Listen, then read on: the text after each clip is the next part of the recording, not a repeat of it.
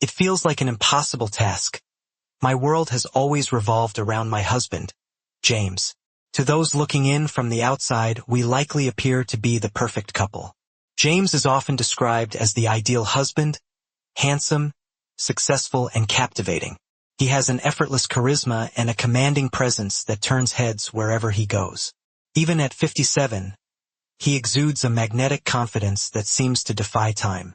As for me, Abigail, I sometimes feel that the years have been less kind. We've shared 35 years of marriage, and while I occasionally receive compliments from men, I've learned to dismiss them, particularly when arrogance overshadows their intent. Now at 50 and a half, I've grown to appreciate the person I've become. My brown eyes, matching hair, and a figure that has held up well over the years bring me quiet satisfaction. Staying active has always been part of my routine. Yoga helps keep me in shape, though I'm far from obsessive. I indulge in life's little pleasures, good food and wine among them, even if they've added a few pounds here and there. I run a retail store and find joy in books, puzzles, and games. Our adult children, Robert and Mary, live nearby, which means frequent family gatherings that I cherish deeply. Despite the years, the physical connection between James and me remains intact. Yet one thing has lingered throughout our marriage, a sense of incompleteness in our intimate life. Strangely enough, this seems to bother James more than it does me. Beyond that, he's a considerate and affectionate partner, and I truly enjoy his company. One year, I invited James to attend my company's New Year's party with me, an event I always look forward to as a chance to dress up and enjoy a lively evening together.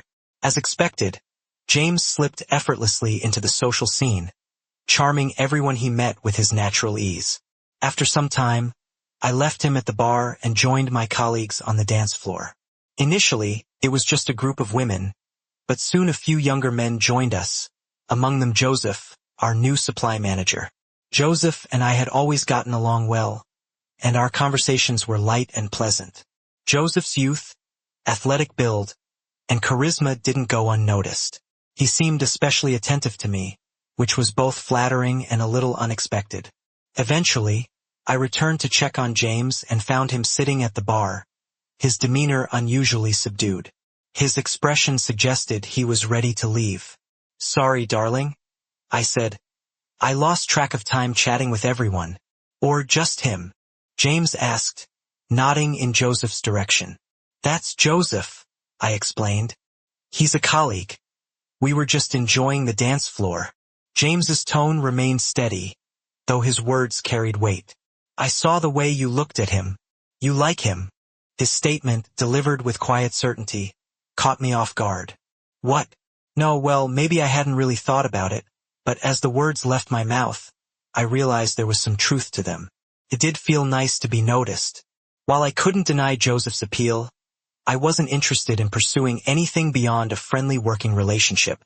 Even if Joseph harbored intentions, I had no desire to act on them.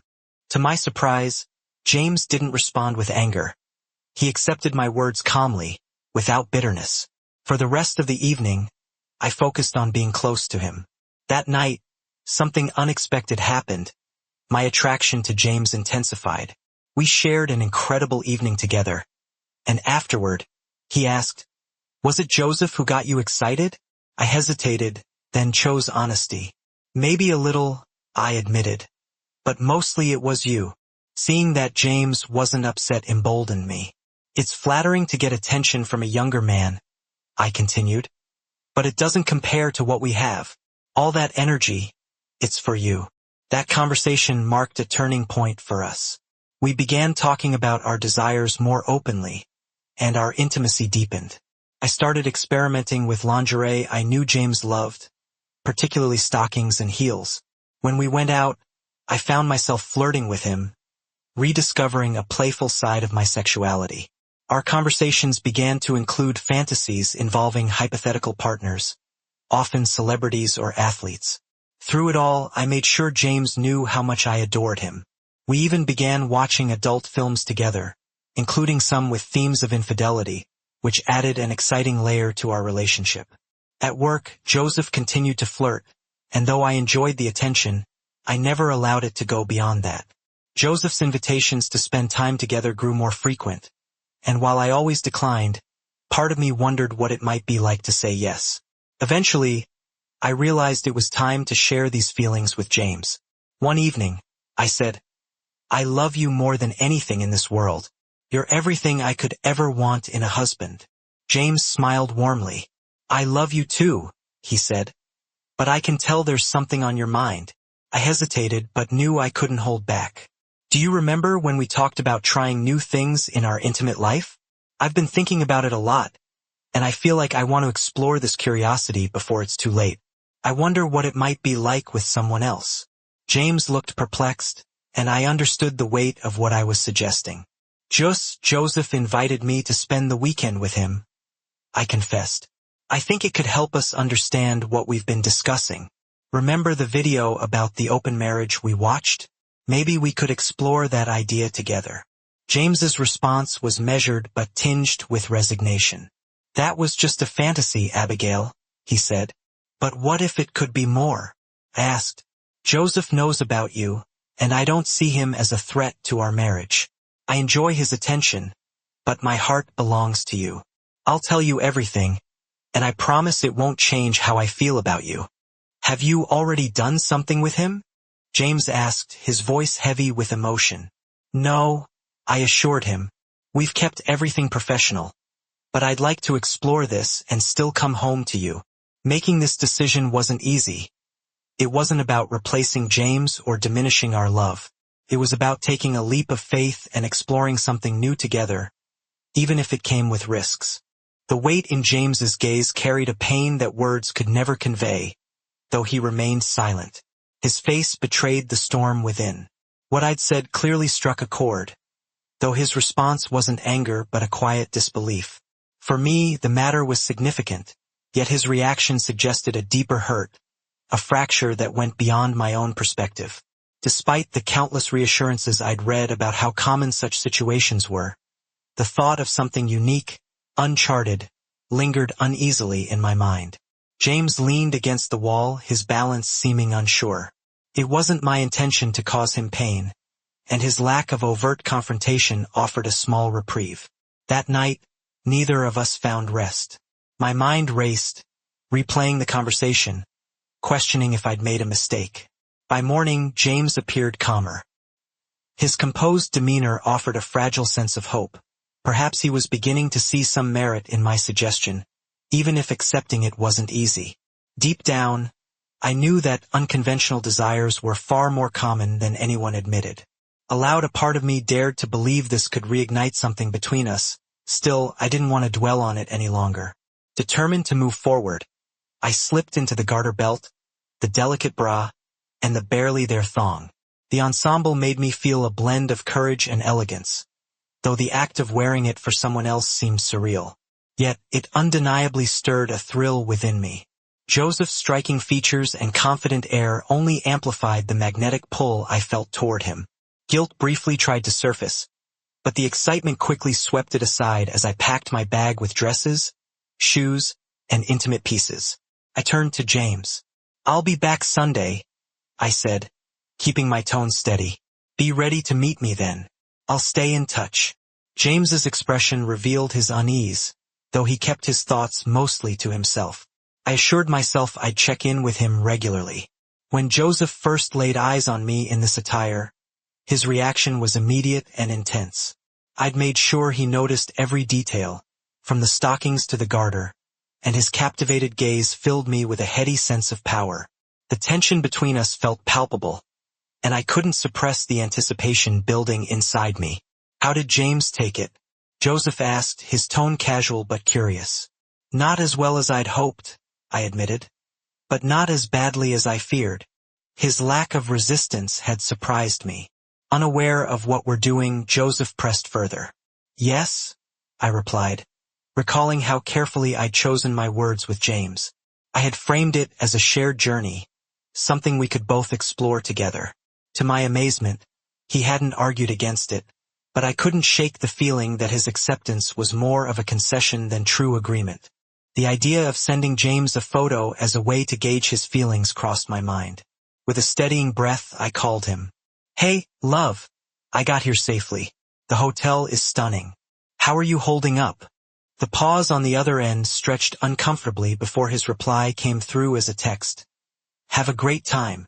I had dinner with Robert and Mary. A flicker of unease settled in. What had he told the kids? Surely he wouldn't have shared too much. That wasn't like him.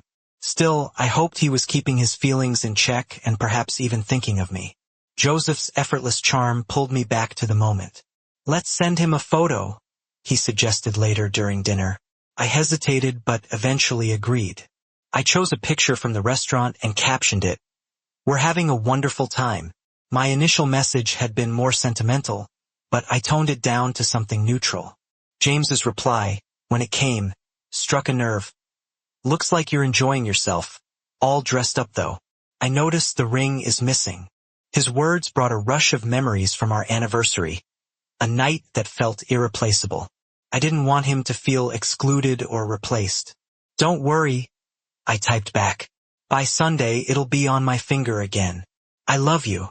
The guilt wedged at me, but I convinced myself that my time with Joseph didn't diminish my love for James. After dinner, Joseph and I lingered over cocktails. The atmosphere was charged with unspoken tension. Declining another round, we made our way to the room. On the way, I messaged James again. Heading up. Hope this excites you. I'll be the wife you love again very soon. How are you feeling? Before I could put my phone away, Joseph's kiss broke through my thoughts, igniting a passion that sent a shiver down my spine. You won't regret this, Abigail, he murmured. Maybe we could make this a regular thing if James is open to it. His suggestion thrilled and unsettled me in equal measure. In the bathroom, I slipped out of my dress and caught my reflection in the mirror. The lingerie fit perfectly, but the silence from James loomed over me like a shadow. Finally, I sent another message. James, are you there? You've been so quiet. I love you. His response came at last. A single word. Yes. Relief mingled with doubt.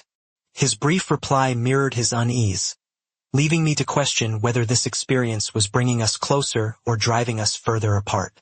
Hoping to lighten the mood, I sent him a playful selfie, but his lack of response weighed heavily on me. Sensing my distraction, Joseph chuckled and made an offhand comment about puzzles. Puzzles? I asked, puzzled myself. Check his messages, Joseph suggested with a knowing smirk. Curiosity got the better of me. I reread James's replies, trying to piece together the meaning behind his words in silence, searching for the message he wasn't openly sharing. The realization hit me with the force of a thunderclap, sharp, inescapable, and brutally clear. Divorce? The word reverberated in my mind. A bitter refrain that filled me with suffocating dread. A weight settled in my chest. Regret surged through me like a tidal wave in a frenzy. I dialed again, only to be met with oppressive silence. Panic clawed at my thoughts as I scrambled to dress, my fingers shaking as I fumbled with my shoes.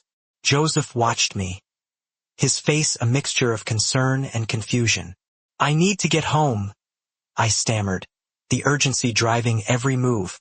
He stepped forward, his voice steady but worried. What's going on? Talk to me.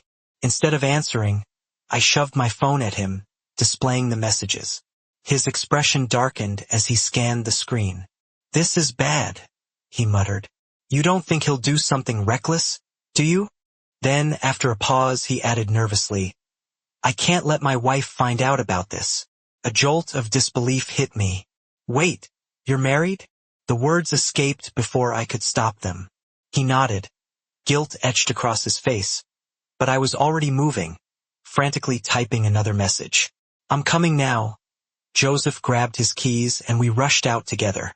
As he drove, I kept calling, leaving message after desperate message. My thoughts spun in a storm of fear and regret. Then came the reply, curt and cold. Abigail had her fun. Thanks for the warning. Gives me time to prepare. My stomach churned. Please don't do anything rash, I begged, my hands trembling as I typed.